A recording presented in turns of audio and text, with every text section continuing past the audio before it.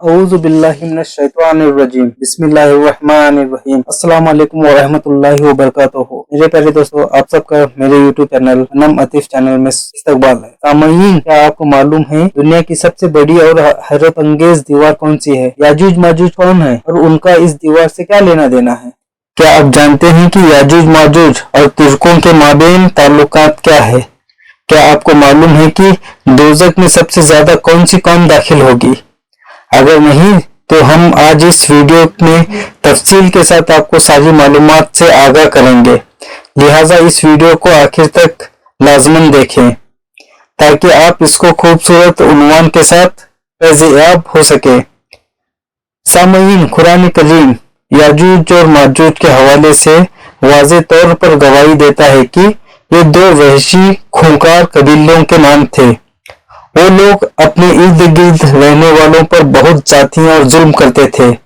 मुफस्सिर अल्लामा तबातवी ने मिज़ान में लिखा है कि औरत के सारे बातों से मजमूई तौर से मालूम होता है याजूज माजूज एक या कई बड़े बड़े कबीले थे। ये शुमाली एशिया के दूर दराज इलाके में रहते थे। ये जंगजू, गारतगार और डाकू किस्म के लोग थे।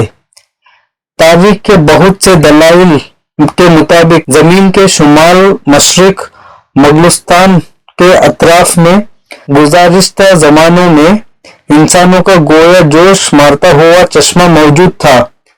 यहाँ के लोगों की आबादी बड़ी तेजी से फैलती और फूलती थी।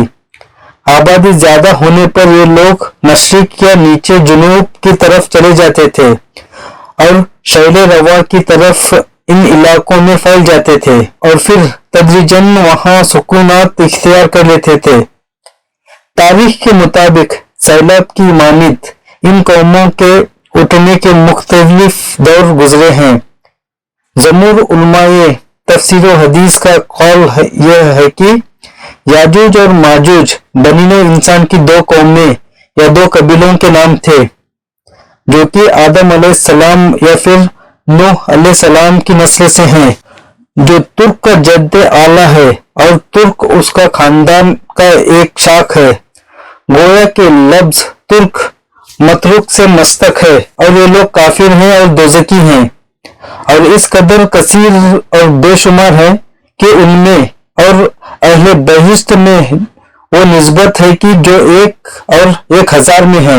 उन्होंने साबित को लाहका में से जिस कदर अफराद दोज़ख में जाएंगे उन तमाम के मुकाबलों में अक्सरियत याजूज माजूज की होगी।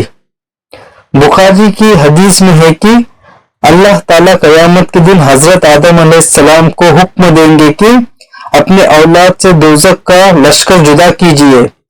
अर्ज करेंगे कि किस कदर इरशाद होगा, हर 1000 से एक कम 1000। और बाज उलिमा ये कहते हैं कि आजूज और माजूज का वजूद आदम अलैह की औलाद से तो है मगर हवा के पेट से नहीं, गोया कि वो आम आदमियों के महज आप शरीफ भाई हैं। हाफिज असलानी रहमुल्लाह अलैह फरमाते हैं कि यह बात सिवाय काबे अहबर रज़ी अल्लाह ताला अन्हु के और किसी से मंकूल नहीं। और बाज कहते हैं कि याजूज माजूज तुर्कों के दो कबीले हैं, क्योंकि सामईन हम आपको पहले वाज कर चुके हैं याजूज माजूज या फिर नूह की औलाद में से हैं, मगर उनकी सरकशी की वजह से उस वक्त के बादशाह जुल्करनैन ने उनके रास्ते को जो 2 पहाड़ों के दर्रे में था एक आहानी दीवार से मुस्तकाम बंद कर दिया था। कुर्बे कयामत में वो दीवार टूट जाएगी और यह गारतगार कौम दुनिया में फैल जाएगी, कोई उनसे मुकाबला ना कर सकेगा। आखिर आसमानी वबा से खुद ब खुद मर जाएंगे। इस वाक़े की तफसील कुछ इस तरह है। कई 1000 साल पहले रूह जमीन पर अल्लाह अज़्ज़ व जल की एक वली की हुकूमत थी। उनका नाम इस्कंदर जबकि लक़ब जुल्करनैन था। आप हजरत सैयदना खिज़र अलैहिस्सलाम की खालाजाद भाई थे। आपको पूरी दुनिया की बादशाहत और मशरिकों को मगरिब के सफर का एजाज भी यानी इस तुर्किस्तान हासिल था। ایک مرتبہ آپ رحمت اللہ تعالی علیہ شمال کی طرف سفر کے دوران ترکستان کے مشرقی کے کنارے واقع بلند دو والا پہاڑ کے درمیان پہنچے۔ ان پہاڑوں کی ایک طرف یاجوج ماجوج آباد تھے، جبکہ دوسری طرف ایک اور قوم رہا کرتی تھی۔ اس قوم کے لوگوں نے آپ رحمت اللہ تعالیٰ کے بارگاہ میں یاجوج ماجوج کے فساد پھیلانے کی شکایت کی اور ساتھ ہی مال کی پیشکش کرتے ہوئے ایک مضبوط دیوار بنانے کو کہا تھا کہ یاجوج ماجوج دوسری طرف نہ آ سکیں۔ یاجوج ماجوج انسان اور کافر تھے، یہ جس جاندار کے پاس سے گزرتے تھے اسے کھا جاتے تھے۔ یہ موسم میں بہار میں اپنے گھروں سے نکل کر سبزہ کھا جاتے اور خشک چیز اٹھا کر لے جاتے تھے۔ ان کے پنجے اور دانت درندوں جیسے اور ان کے بال اتنے لمبے تھے کہ جسم چھپا لیتے تھے۔ حضرت ذوالقرنین رحمت اللہ تعالی نے قوم کی مالی پیشکش قبول نہ کی بلکہ فریاد راسی کرتے ہوئے فرمایا، مجھے تمہارے مال کی حاجت نہیں، بس جسمانی قوت کے ساتھ میری مدد کرو۔ چنانچہ آپ نے پتھروں کے سائز کے لوہے کے ٹکڑے منگوائے اور زمین کھودنے کا حکم دیا۔ جب پانی نکل آیا تو آپ نے پہلے پتھر رکھوائے اور پھر پگھلے ہوئے تانبے کے ذریعے انہیں جما دیا۔ اس کے بعد لوہے کے ٹکڑے پہاڑوں کی بلندی تک اوپر نیچے رکھوائے اور ان ٹکڑوں کے درمیان لکڑی اور کوئلہ بھر کر آگ لگوا دی۔ پھر اوپر سے پگھلا ہوا تانبا دیوار میں پھیلا دیا۔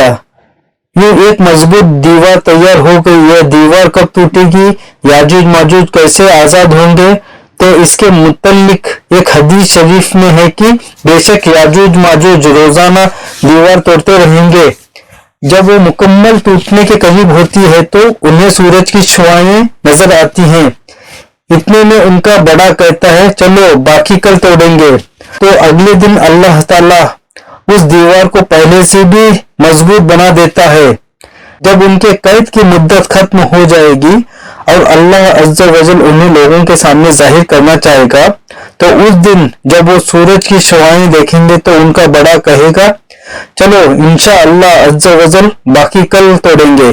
جب اگلے دن آئیں گے تو انشاءاللہ کہنے کی برکت سے دیوار اتنی ہی ہوگی جتنی چھوڑ کر گئے تھے۔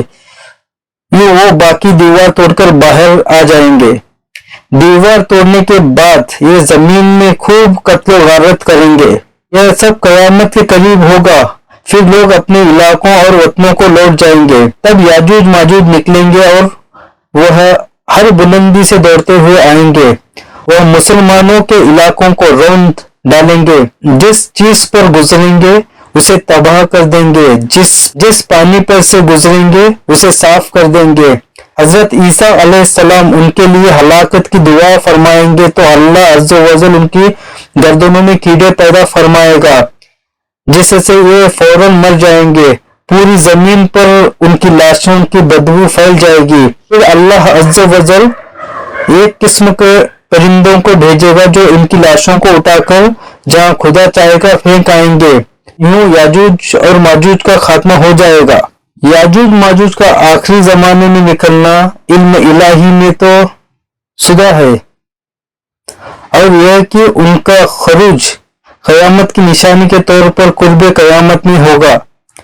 اسی بنا پر حدیث نبی صلی اللہ علیہ وسلم نے ان کے خروج کو قیامت کی علامت کبریٰ میں شمار کیا گیا ہے، اور بہت سے حدیث میں ارشاد فرمایا ان کا خروج سیدنا عیسیٰ علیہ السلام کے زمانے میں ہوگا۔ علامت کبریٰ ان علامات کو کہا جاتا ہے جو تب ظاہر ہوں گی جب قیامت سر پر آن کھڑی ہوگی، مطلب ہے قیامت کے قریب۔ یاجوج ماجوج کے خروج کا دور قرآن کریم میں 2 جگہ آیا ہے۔ ایک سورہ انبیاء کی آیت نمبر 94 میں، جس میں فرمایا گیا ہے کہ یہاں تک کہ جب کھول دیے جائیں گے یاجوج ماجوج اور وہ ہر اونچائی سے دوڑتے ہوئے آئیں گے اور قریب آنے لگا سچا وعدہ یعنی وعدہ قیامت، بس اچانک پھٹی کی پھٹی رہ جائیں گی آنکھیں منکروں کی، ہے افسوس ہم تو اس سے غفلت میں تھے بلکہ ہم ظالم تھے۔ اور دوسرے سورہ کاف کی آخری سے پہلی رکوع میں جہاں ذوالقرنین کی خدمت میں یاجوج ماجوج کے فتنوں فساد برپا کرنے اور ان کے سیسا پلائے دیوار بنانے کا ذکر آتا ہے۔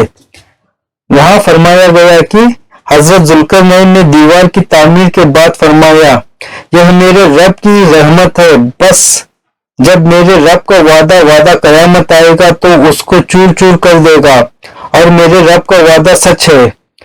آگے اللہ تعالیٰ فرماتے ہیں، اور ہم اسی دن ان کو اس حال میں چھوڑ دیں گے کہ ان میں سے بعض ٹھاٹے مارتے رہیں گے۔ چنانچہ قرآن اور حدیث کی تصریحات سے یہ بات ثابت ہے کہ یاجوج ماجوج کا وجود ہے، اور جب اللہ کے علم میں طے شدہ وقت پورا ہو جائے گا تو وہ اللہ کے حکم سے زمین پر نکلیں گے، کیونکہ ان کا جغرافیہ محل وقوع یعنی صدی ذوالقرنین کس جگہ واقع ہے، اور قوم یاجوج ماجوج کون سی قوم ہے، اور اس وقت کہاں کہاں بستی ہیں، اس پر شریعت کے احکام کا مدار نہیں ہے، نہ ہی اس پر نجات کا مدار ہے، اور نہ ہی اس پر کوئی اسلامی عقیدہ موقوف ہے، اس لیے اس کا صراحتاً ذکر نہیں کیا گیا۔ ایمان لانے اور اعتقاد رکھنے کی چیز صرف اتنی ہی ہے جو قرآن اور حدیث سے صحیح ہمیں آ گئی ہے، باقی یہ دعویٰ کہ سائنس کی ترقی کی وجہ سے اب دنیا کا کوئی چپا نہیں بچا، اس لیے یہ دعویٰ غلط اور بے دلیل ہے۔ ایسی باتیں سراسر ظلم کی باتیں ہیں، کیونکہ جو دیوار کی اور جو کام کی حق تعالیٰ نے خبر دی ہے وہ صحیح اور درست ہے، اور اس پر ایمان لانا واجب ہے اور اس کی تصدیق فرض ہے، مگر ہمیں یہ معلوم نہیں ہے کہ یہ دیوار کہاں واقع ہے۔ بلا شبہ عقلاً یہ ممکن ہے کہ ہمارے اور ان کے درمیان بڑے بڑے سمندر اور بڑے بڑے پہاڑ حائل ہیں، اور فضیلۂ جغرافیہ کا یہ دعویٰ ہے کہ ہم نے تمام زمین کو چھان ڈالا، اور ہم بر اور بیر اور خوشی اور طریقہ احاطہ کر چکے ہیں، اور اب کوئی جگہ ہم سے بچی ہوئی نہیں ہے۔ تو محض یہ دعویٰ ہے، ساری زمین کو چھان مارنا اور دیکھ ڈالنا تو بڑی بات ہے، ابھی تک پوری آواز زمین کو بھی نہیں دیکھا جا سکا۔ زمین کا بہت حصہ ابھی ایسا باقی ہے جہاں تک ان کے قدم نہیں پہنچے۔ ابھی تک اطراف زمین میں بہت سے پہاڑ اور وادیاں ایسی موجود ہیں کہ ان تک فضلائے جغرافیہ کی رسائی نہیں ہوئی، خصوصاً شمال طرف برفانی پہاڑوں کے پیچھے اور منتخب واردات کی جانب ایسی زمین موجود ہے جہاں آج تک کوئی نہیں پہنچ سکا، بلکہ حقیقت یہ ہے کہ زمین کی تہ میں بھی ایک مخصوص حد کے بعد انسانی رسائی اب تک نہیں پہنچ پائی۔ ان سب باتوں سے قطع نظر ایسا بھی ہو سکتا ہے کہ اللہ تبارک و تعالی قوم یاجوج ماجوج کو انسانی نگاہوں اور دس طرح سے پوشیدہ رکھے ہوئے ہیں، اور ہمیں ان سے مخافی رکھے ہوئے ہیں جیسا کہ جنات۔ سامعین، ہم سب کا عقیدہ ہے کہ جنات اس دنیا میں موجود ہیں، بلکہ ہمیں یقین ہے کہ ہمارے درمیان رہتے ہیں، اور بعض اوقات ان کی غذا ظاہر اور محسوس اشیاء بھی ہوتی ہے، لیکن اس کے باوجود قدرت خداوندی سے وہ ہمیں نظر نہیں آتے، اس لیے کسی چیز کا نظر نہ آنا معلوم ہونے کی دلیل نہیں بن سکتا۔ نگاہوں سے دکھوانا اور نگاہوں کے درمیان پردہ ڈال دینا اللہ تعالیٰ کے لیے دونوں برابر ہیں۔ مسند احمد اور ابن ماجہ کی ایک حدیث ہے، حضور صلی اللہ علیہ وسلم کا فرمان ہے کہ بس میرے رب اللہ عز و جل کا مجھ سے جو وعدہ ہے اس میں فرمایا ہے کہ جب یہ واقعات ہوں گے تو قیامت کی مثال اس پورے دنوں کے حملہ کی ہوگی جس کے بارے میں اس کے مالکوں کو کچھ خبر نہیں ہوگی کہ رات یا دن کب اچانک اس کے وجہ حملہ کا وقت آ جائے۔ یاجوج ماجوج اور بھی متعدد حدیث ہے جنہیں کم و بیش یہی تفصیلات ارشاد فرمائی گئی ہے۔ امید ہے آپ کو ہماری آج کی یہ معلومات ویڈیو ضرور پسند آئی ہوگی۔ اللہ حافظ۔ پلیز میرے چینل کو لائک اور سبسکرائب کیجیے۔ اللہ حافظ۔ Thank you very much for watching.